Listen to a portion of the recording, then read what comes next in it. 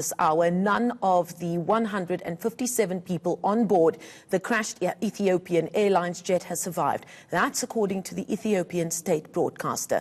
Now, it's believed that the plane was carrying 149 passengers and 8 crew members. Contact with the Boeing 737 was lost minutes into the flight. The plane was heading to Nairobi. The Ethiopian Prime Minister has sent his condolences to the families of those who've lost their loved ones. State-owned Ethiopian Airline is one of the biggest carriers on the continent by fleet size. It said previously that it expected to carry 10.6 million passengers last year. Its last major crash was in January of 2010, when a flight from Beirut went down shortly after takeoff. When we arrived, we looked at the board of arrivals. We found that the plane had touched down on time. That is what they were indicating on the board. So we were comfortable just waiting. We see people coming out. We were sure our relative was going to come out. After a few minutes, we saw some news on Facebook and Twitter just flying Ethiopian Airlines crashes, and when we look at the time, it was the same time he was actually to leave Ethiopia. After I got information, somebody told me that it has come a breaking news that the Ethiopian Airlines has got an accident.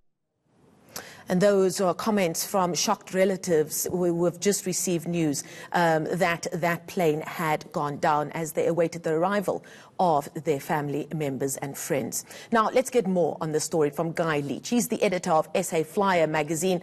Guy, thank you so much for joining us via Skype from Cape Town. Now, you might be in Cape Town, but obviously you've kept track of the story as it broke just over an hour ago. A few important pieces of information that we can glean so far is that the fact that this is a Boeing 737 MAX, which I'm told was involved in a crash just last year. What are the first thoughts for you on the news of this crash?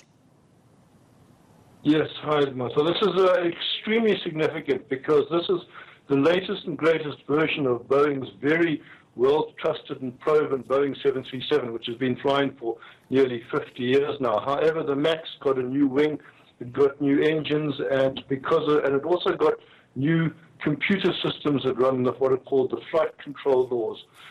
And this was what was responsible for the crash of the Lion Air Boeing 737 MAX at the end of October last year, shortly after takeoff from Jakarta in Indonesia. And there are signs already that this may be a similar issue because, after all, this is another Boeing 737 MAX, and it has crashed shortly after takeoff, again with a loss of all aboard. And the additional signs from the radar returns that we can see show that airspeed and altitude were not regular or not consistent with what would be expected. So again, it would suggest possibly at this stage, very early to tell, problems with this auto-trim system. It's very bad news for Boeing, and it's very bad news for customers of Boeing 737 MAXs, of which the very first one has just been delivered to South Africa this past week. Now, a lot of this conversation could become quite technical, but I did pick up on a term that you used, the auto-trim system. Can you explain to us in layman's terms what that is and how important it is, especially around takeoff of an aircraft of this kind? Yeah, well, these days a lot of the airlines use what you call sophisticated autopilot systems. And these continuously adjust for an imbalanced situation in the aircraft, for instance, and that is what the auto-trim system does. However, it needs good input data, particularly as regards airspeed and what is called angle of attack, which is roughly equivalent to how fast the aircraft is climbing. If that information is not accurate in any way, perhaps because of the damage of the sensor, then the computers can get confused, and then the auto-trim system can confuse the pilot because it's compensating and the pilot cannot undo that compensation. This is the accusations that have been laid against Boeing as regards the Lion Air accident, and as I've said, there are similarities between this accident, the Ethiopian accident, and the Lion Air accident already. Now let's talk a little bit about the reputation around Ethiopian Airlines. Yes, the last time they had a crash was back in 2010, but one got a sense, just in terms of anecdotal stories, that their star was really on the rise and that they were deemed to be the leading carrier on the continent, and I'm told one of the newest fleets on the African continent as well. Has the news of this, other than them still using this Boeing 737 MAX that you believe they are problems with, is the news of them being involved in a crash come as a surprise to you, taking into consideration their current reputation? Yes, it's really a deep shock, because not just Ethiopian Airlines, but the African airline industry across the continent has shown great strides in improving its safety. 7-8 years ago, African airline safety was a huge problem, as much as 9 times more dangerous than the rest of the world. Well, in fact, over the past 2 years, there hasn't been a crash of a scheduled jet airliner in Africa that is a member of IATA, and Ethiopian Airlines was certainly a member of IATA, one of the proudest, best members of IATA. So this is a huge setback for African airline safety. It's also significant that it is, as I said, a crash on a brand new aircraft, because yes, Ethiopian has been making a huge investment in brand new aircraft.